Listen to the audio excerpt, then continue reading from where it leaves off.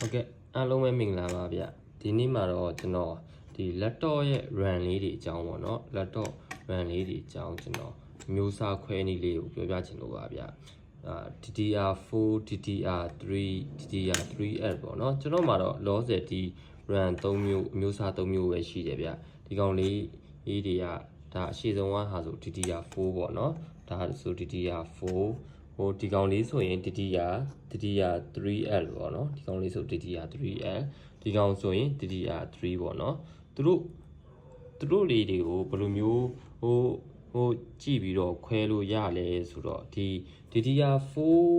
ဆိုရင်ဗျာသူကဒီလိုမျိုးဒီ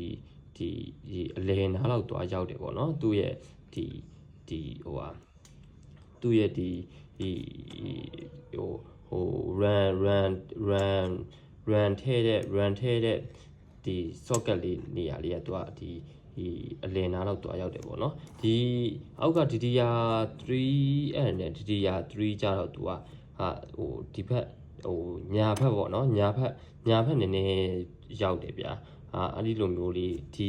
ပုံစံလေးကိုတိုင်းဒီသူ run ထဲတဲ့နေရာလေးကိုကြည့်ပြီးတော့လဲဒါခွဲလို့ရတယ်ပေါ့နော်အဲ့ဒီအပြင်ဟိုဒီမှာကြတော့ဒီမှာ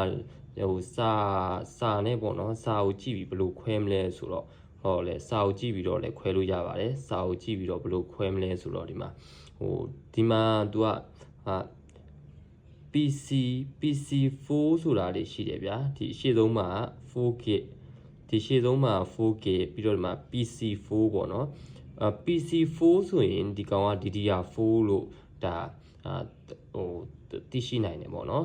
DDR4 ဆိုပြီးတော့ဒါသိနိုင်တယ်ဗျာဒီလိုမျိုး PC4 ဆိုပြီးတော့တွေ့ရင်ဒါ DDR4 ပေါ့နော်ဒါအောင်မှသူက 4K ပေါ့နော်အရှိဆုံးမှာ 4K လို့ပါတယ်သူကဒါဆိုရင်ဒါ DDR4 4K ဆိုတာတော့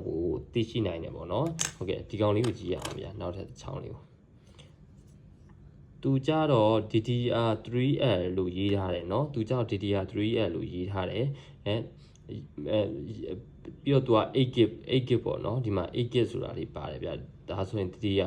DDR3L 8GB ပေါ့เนาะအဲ့လိုမျိုးလေးဒါလေးကြည့်ပြီးတော့သိရှိနိုင်ပါတယ်ဗျ